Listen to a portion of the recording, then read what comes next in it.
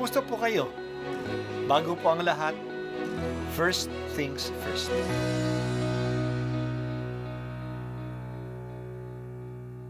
Good morning po.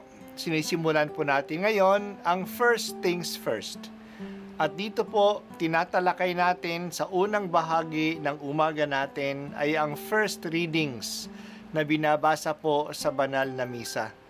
Ito pong tinatalakay natin kasi madalas po kasi marami na tayong alam tungkol sa gospel readings.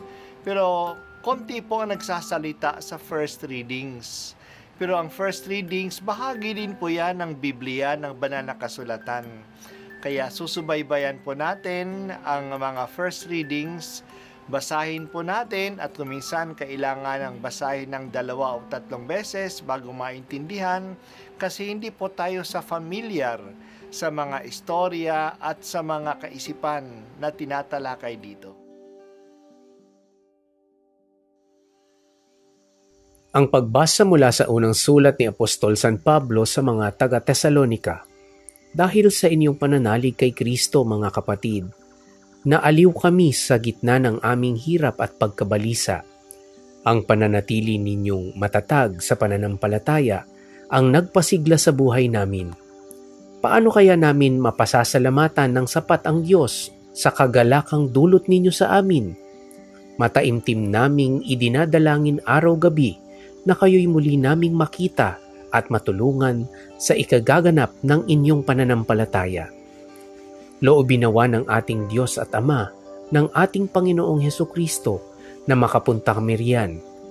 Palaguin nawa at pag-alabi ng Panginoon ang inyong pag-ibig sa isa't isa at sa lahat ng tao, tulad ng pag-ibig namin sa inyo. Kung ito ang mangyayari, palalakasin niya ang inyong loob.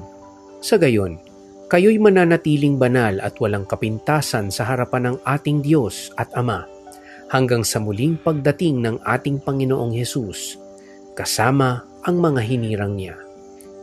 Ang salita ng Diyos. Salamat sa Diyos. Ikinatutuwa ni Pablo ang pananampalataya ng mga taga-Tesalonika. Kahit na mayroon siyang mga kahirapan at pagkabalisa sa kanyang pagmisyon, nawawala ito kung nababalitaan niya at naalaala ang matatag na pananampalataya ng mga taga-Tesalonika. At dahil dito, lumalakas ang kanyang pananabik na makabalik uli sa Tesalonika upang makatulong pa sa kanilang pananampalataya.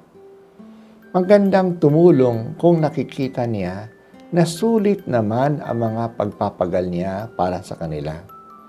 Kaya ang kanyang dasal ay gustuhin ng Diyos na makabalik uli siya doon.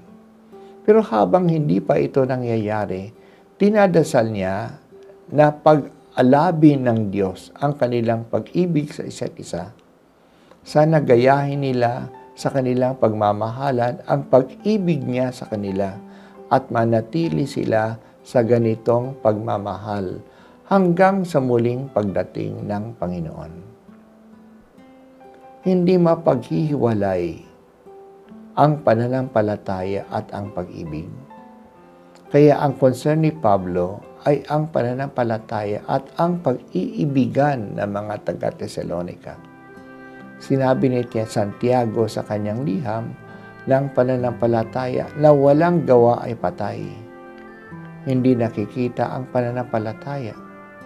Nagiging katibayan ng tunay na pananampalataya ay ang mga gawa na galing sa pag-ibig. Kaya sinulat ni San Pablo sa mga taga-Galacia na mahalaga ay ang pananampalataya na napapakita sa pagmamahal. Hindi mapaghiwalay ang dalawang ito. Ang motibasyon ng pag-ibig ay ang pananampalataya.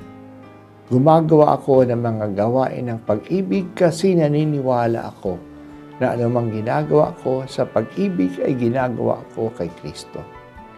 The reason for the works of love is faith. The consequence of faith is love. Tunay ang pananampalataya kasi nakikita ito sa pagmamahal sa kapwa alang-alang sa Diyos. Naniniwala ako sa iyo, O Diyos, at naniniwala ako na mahal mo ako. tulungan mo rin akong magmahal ng tunay sa aking kapwa.